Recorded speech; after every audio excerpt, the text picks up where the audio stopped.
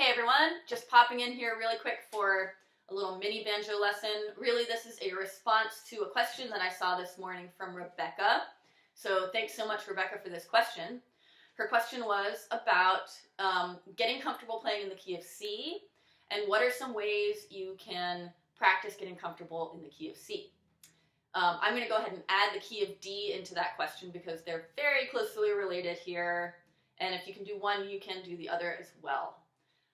So Rebecca prefaced her question by saying that she had been polishing and practicing this up the neck solo to Lonesome Road Blues that most people have heard. If they don't already know it, if you don't already know it, I suggest learning it because it's so applicable to playing in these other keys and very helpful. So she, as I had suggested, got really comfortable playing the up the neck solo to Lonesome Road Blues. That solo is based around closed chord shapes, a closed D-shaped G here, a closed bar-shaped G here, and uses bits and pieces of an F-shaped C and an F-shaped D. So with all these closed chord shapes, what that adds up to is you can move that all around the neck and use it in different keys, as long as the fifth string, which is open, can fit into that sound. So that works great for C and D. So what I'll do is I'll just start by playing the up the neck break to Lonesome Road Blues and then show you how you can use that for playing, getting more comfortable in C and D. So here it is in the key of G.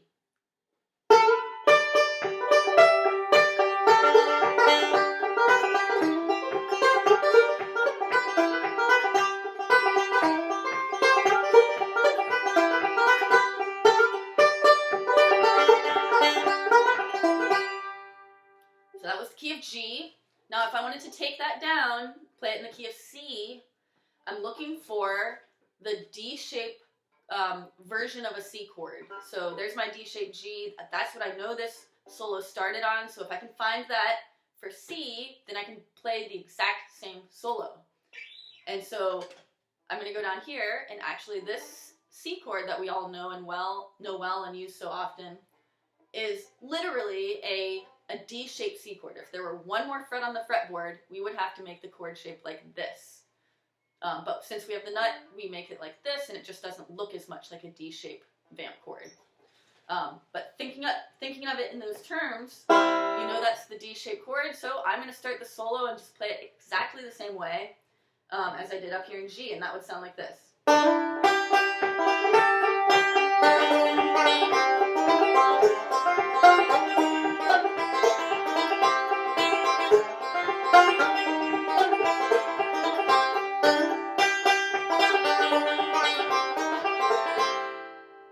So there it is in C. I didn't change a single note of that. Likewise in D, I'm just looking for the D-shaped version of that chord, and there it is right there, the lowest on the fretboard. The only thing I changed is that for D, you're going to have to spike up your fifth string to the second fret here to an A note to make it fit in that chord. And then I'll just play it. Alright, wiggle the mouse there. Just play it exactly the same way. So here it is, note for note.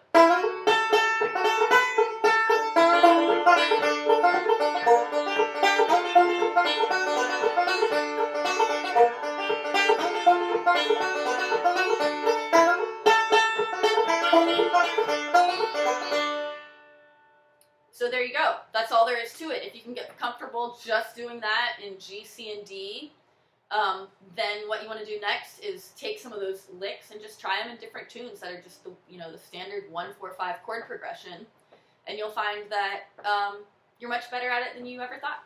So yeah, so that's it. And once again, if anyone's interested in learning that solo for Lonesome Road Blues, let me know and I'll make a banjo tidbit post about that to kind of help you out there. So all right, well, have a great rest of your weekend and see you later.